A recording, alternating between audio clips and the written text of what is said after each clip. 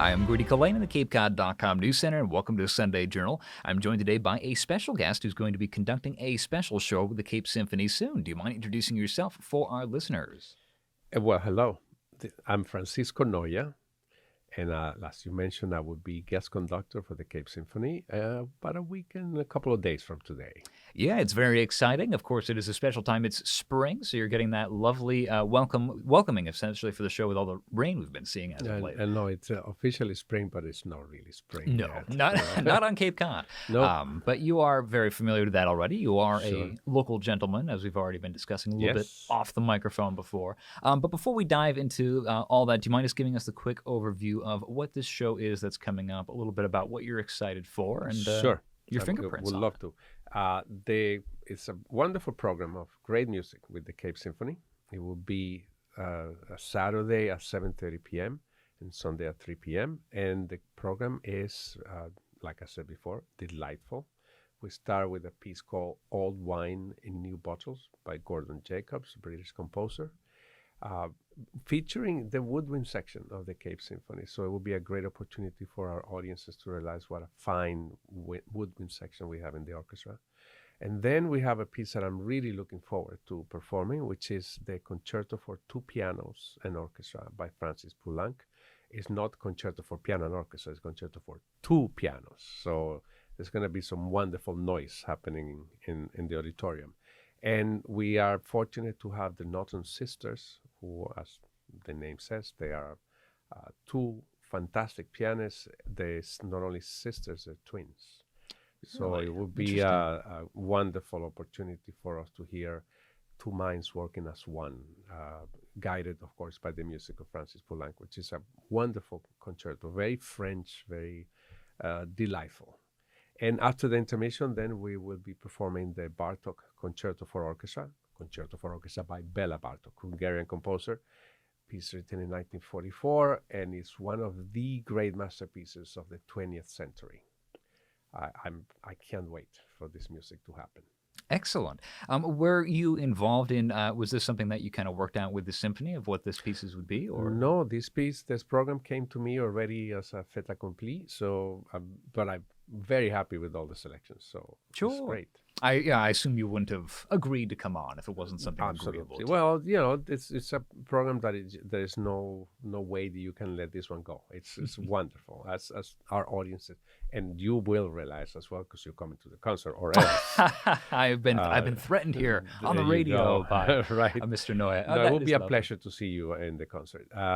But it's one of the things that I find more compelling about this program is that it's all 20th century music, which already people will say, oh, I don't know, I don't like this new music thing. Well, it's not new music if it's from the 20th century. We're already in the 21st.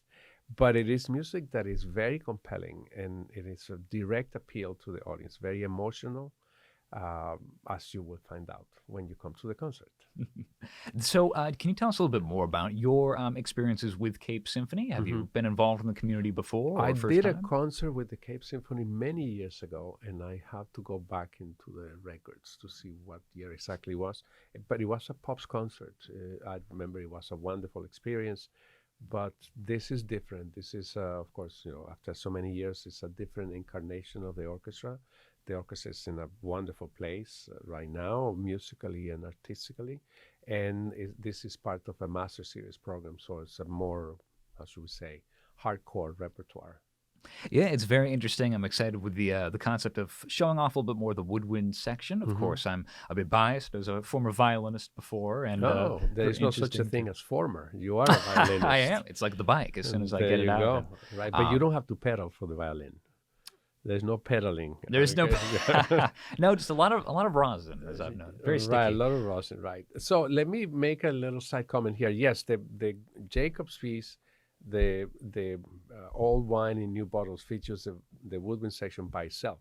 But the last piece that we played, the Bartók Concerto for Orchestra, features all of the sections of the orchestra. So normally when you talk about a concerto, you're talking about a soloist and the orchestra. Sometimes they are antagonistic, sometimes they dance together.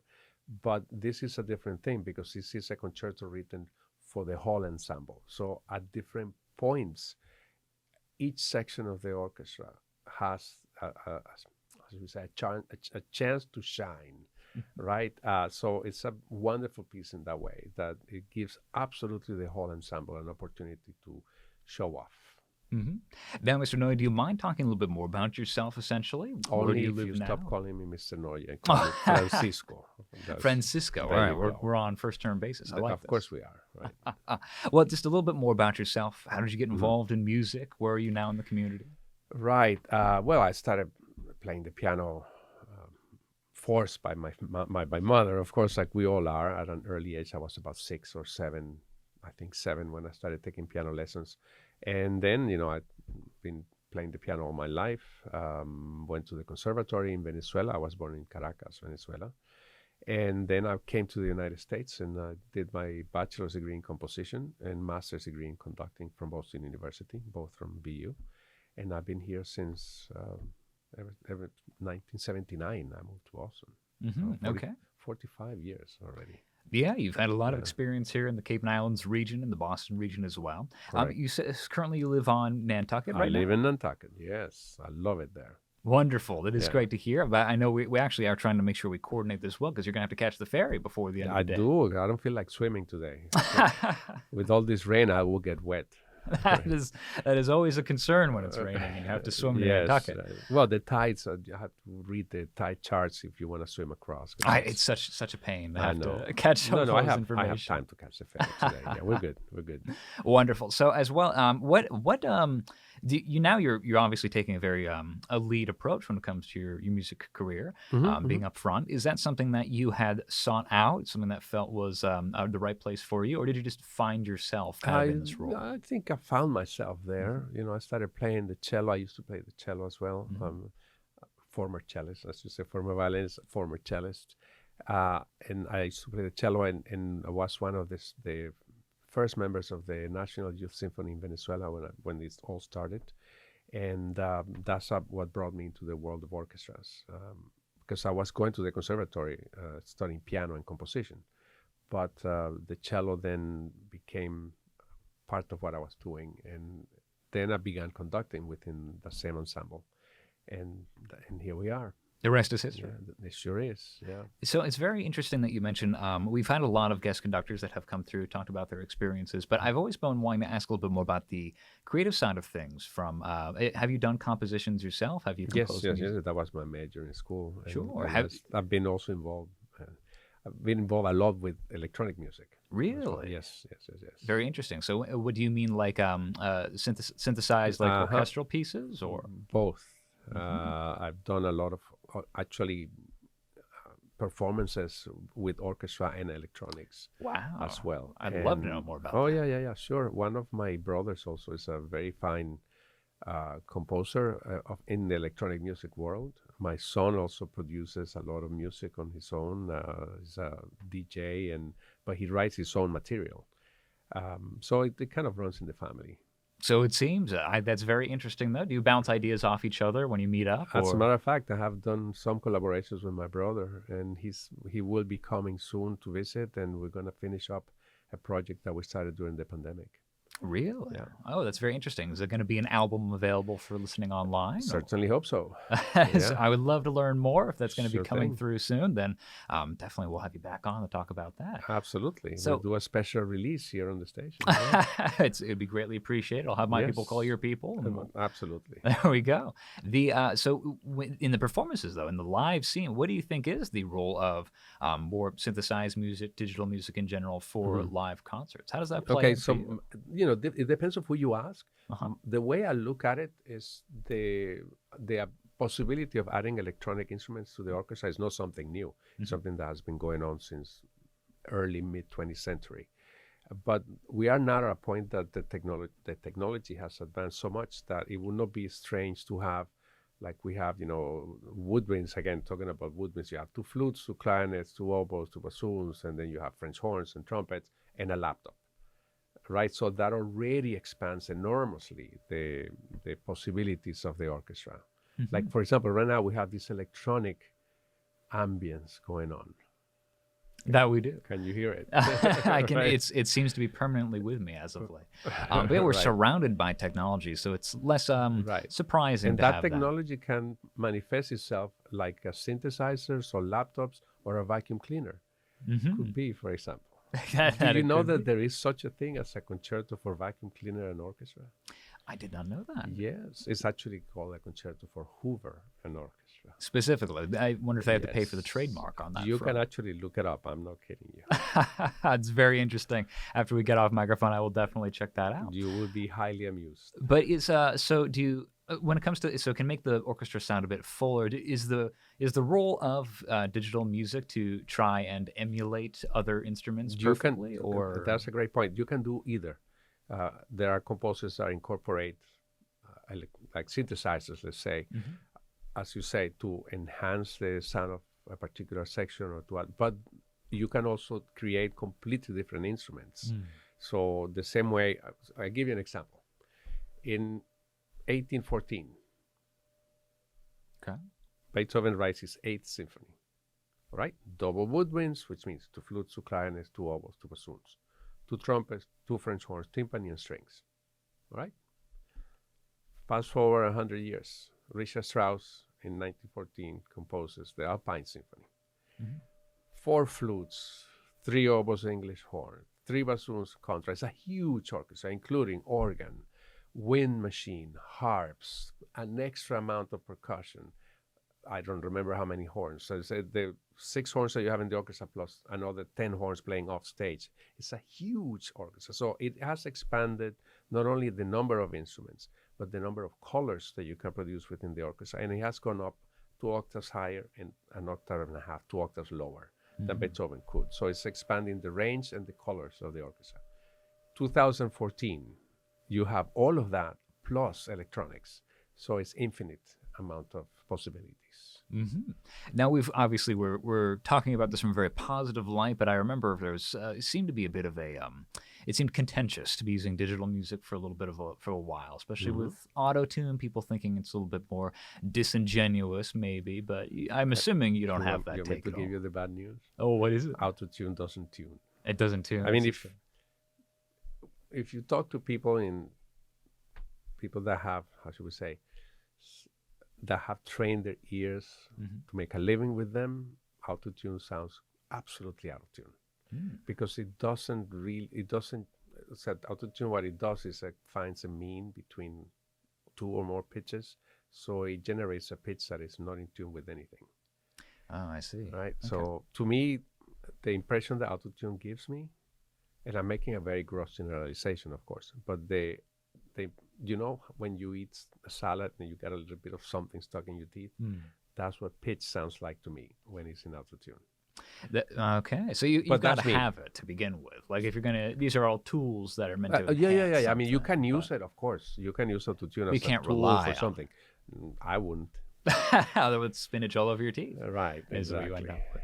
But that is fascinating. And do you think that there's places for obviously the Cape Symphony? It's a lot of it is a lot of weight is put on the live component of it. But do you think that in order to put on the best possible show, we got to incorporate those kinds of technologies? Well, we're and not in this program. We don't have any electronics. Not for this one. No, exactly. But- Now there will be other pieces. I don't know future concerts and whoever's as you know, the orchestra's in a transition. They're looking for a new music director.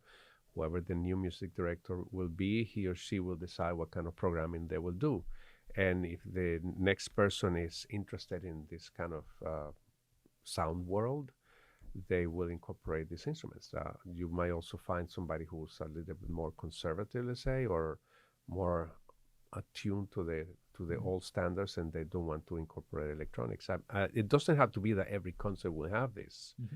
To me, it would be just a matter of one more tool that we will have to present great music, capital G, great music. That is awesome. Yeah, that was basically going to be my next question: is where you fall on that line of should they incorporate it? Should they stay a little bit more conservative? But It's it's just a entirely tool. up to whatever the institution wants to do. Me, I'm always interested in exploring new things, but also keeping track of where are we building from, right? We have an orchestra as an institution that now you can argue that comes from the times of Bach. So we're talking about 400 years of symphonic repertoire, and there's so many wonderful pieces in there that I would not want to neglect that part of our heritage. But also we have to constantly be creating the new standards, right? I mean, if the orchestra world who has stopped with Mozart, let's say, if they would not perform any new music since the times of Mozart, we wouldn't have Beethoven or Mendelssohn or Schumann or Brahms or Stravinsky. We will have none of those, or Bartok, that you will be hearing in a couple of weeks, a week and 2 days. Well, that is certainly a good way to look at it. Is there any personal, I don't want to say idols, but where do you find inspiration for your own music, especially as a composer yourself? Do you have specific individuals? Inspiration comes from everywhere, right? A nice sunrise could be a source of inspiration. A wonderful tennis match. You can tell I play tennis, right? I can sense. You can tell by for our listener, he has the Nantucket Right. Whalers on. Right, now. exactly. He's repping the colors. There you go. So fantastic, but very interesting. Or a good book. You find inspiration in a good book. A nice conversation. This conversation could be inspiration for perhaps a new piece.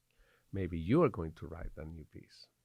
Maybe there's always time. Absolutely. But that is interesting. We have a lot of creatives on the show every now and then, and it's always great to see the different aspects. Do you think have you met with do you have contact with other artists in general, painters or sculptors? Do you ever get a chance? Yes, not as much as I would like to actually, because I think that's one of the great things of living in an area like Boston or the great cities, Paris, New York, Boston. You had the opportunity to meet other creative minds, and that's a self-feeding proposition. I mean, you can think of, let's say, going back in time and go to Paris in 1910, and you find Stravinsky sitting on a cafe with Picasso and discussing the ballet they're going to do with Nijinsky, and and then you have the writers and the other painters, and it must have been wonderful to be able to eavesdrop on and see what they're talking about. You probably will be surprised as to what the source of the conversations was. But that how should we say, cross-fertilization between the arts, I think that's wonderful, and we should have more of that.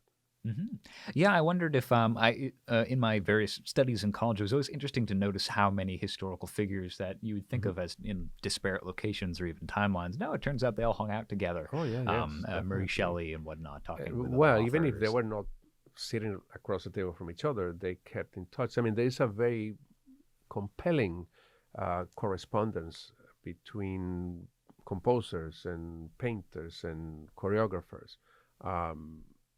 Kandinsky and Schoenberg, for example. Kandinsky, the great Russian painter of early 20th century, late 19th century, was very close correspondent with Schoenberg, and they inspire each other. Like Schoenberg would go and see an exhibit of Kandinsky and come back and write something inspired by that, and vice versa. So it's a wonderful thing to see. That is wonderful indeed. Now, you mentioned before we got on the microphones that you teach as well. Yes. Can you tell us a little bit more about what you've been seeing with the next generation and some stuff exciting? Yeah, I'm very happy and proud to be a member of the faculty at Berklee College of Music in Boston, which is perhaps the largest independent music school in the world by a factor of many. For example, a regular conservatory will have 300, 400, 500 students, 600. We have 5,000. And we have campuses in Spain and Abu Dhabi and so forth. So and an enormous online component as well. So it is great to see all that talent. Again, we're talking about cross-fertilization, right? So we have young musicians coming from all over the world. I have had students from, I don't know, 20, 30 countries. You name it, Russian, Argentinian, Spanish, Brazil, United States, of course, almost every state, Canada. It's great to see because, of course, you bring with you all your influences from your native land, and they meet in the cafeteria and they're having dinner together and they talk about the next project that they're going to be doing. It's a fascinating place to be. Yes. Do you think maybe we're 15 to 25 years away from some kind of new renaissance, just with the way that? We are in the middle of a new renaissance. Really? Yeah, absolutely. Oh, Yeah. excellent. Do you want to elaborate more with the I digital mean, age? Can we all look at cross what's over? happening with AI, right? Artificial intelligence. That it can be, of course, people talk about AI being a threat to civilization or even to mankind itself, but it can also be a wonderful tool in terms of enhancing and sparkling creativity. So yeah, I'm very interested in all of that. Yeah, it's I mean it's certainly going to be a changing time specifically for the AI. Hmm. We've had a few people talking about that in the arts. We Hmm. recently had individuals from Nantucket talking about it in film, Oh actually. yes, So yeah, definitely. with the music, so you are in favor. You think it's another tool that can be a very Yes, positive of course. change. Like any tool, used wisely, right? You can create wonderful things with a hammer and nails. You can also do a lot of damage with a hammer and a few nails, right? So, but if we think in terms of adding positive things to the universe, definitely can be a great tool Mhm. or collection of tools. Francisco, this has been a lovely conversation. I'm afraid we're coming up on time. Is there anything else I wanted to add for our listeners while I still have you? Do not miss this concert. It's going to be a great opportunity to listen to some of the most wonderful pieces of the 20th century. Very well performed by the Cape Symphony. All right, awesome. Thank you so much for joining me for this conversation. I really appreciate it. My pleasure. Yeah. I'm Grady Collane, and this has been Sunday Journal.